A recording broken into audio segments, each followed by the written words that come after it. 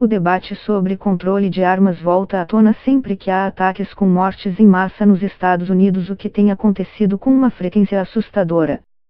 O ataque de quarta-feira em uma escola na Flórida, que deixou 17 vítimas fatais, foi o sexto com mortos ou feridos em colégios só neste ano.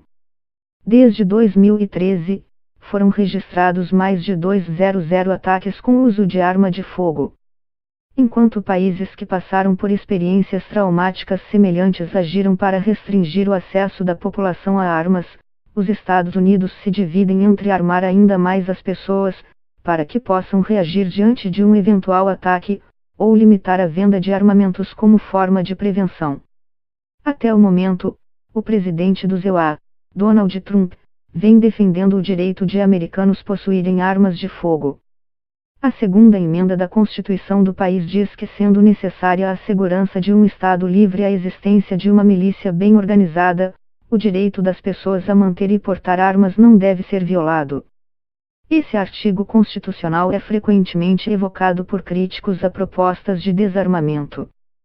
A única ação significativa de Trump até agora em relação ao tema foi assinar uma lei revertendo limitações impostas no governo de Barack Obama à compra de armas por pessoas com transtornos mentais.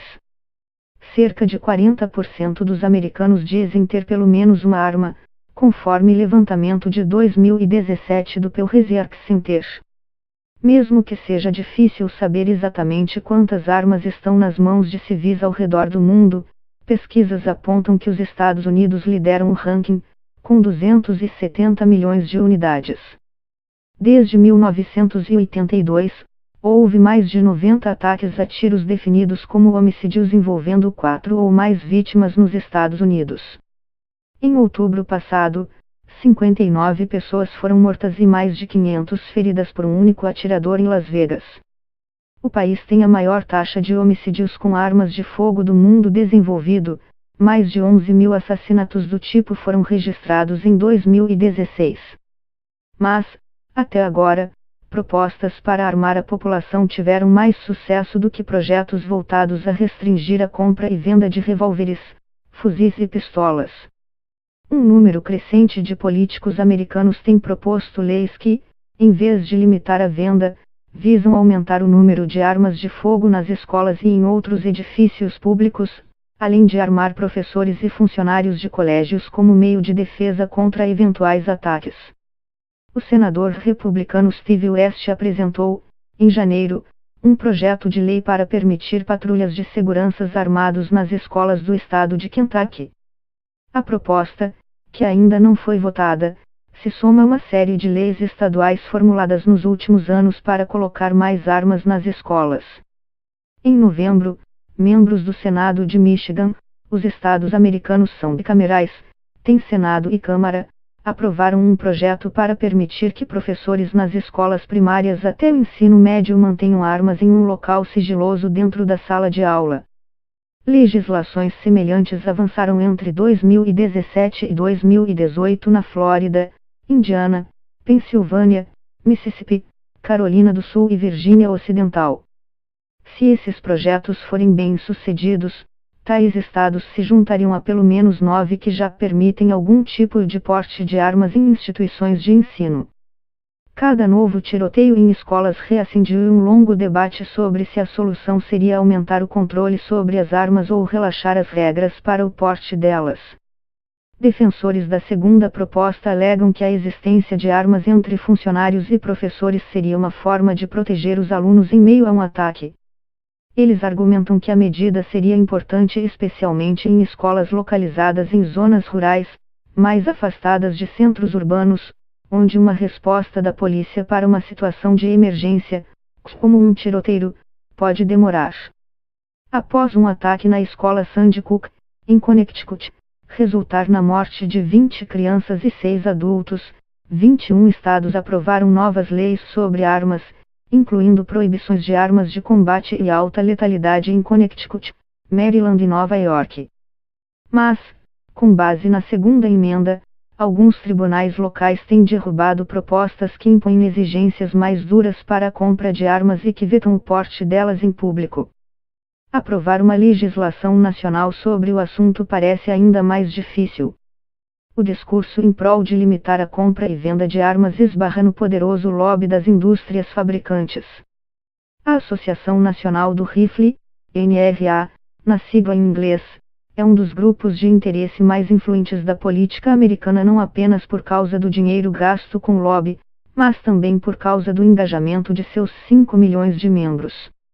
A entidade se opõe à maioria das propostas para fortalecer a regulamentação de armas de fogo e está por trás de esforços em âmbito federal e estadual para reverter várias restrições ao porte de armas. Em 2016, a NRA gastou 4 milhões de dólares em lobby e contribuições diretas a políticos, assim como mais de 50 milhões de dólares em doações políticas, incluindo cerca de 30 milhões de dólares para a campanha de Donald Trump. A associação classifica os políticos de acordo com seus votos em projetos de lei e aloca seus recursos e os de seus membros, tanto financeiros quanto organizacionais, para apoiar seus defensores mais ferozes e derrotar adversários. Por outro lado, vozes importantes se juntaram, nos últimos anos, ao coro por regras mais duras para a aquisição de armas.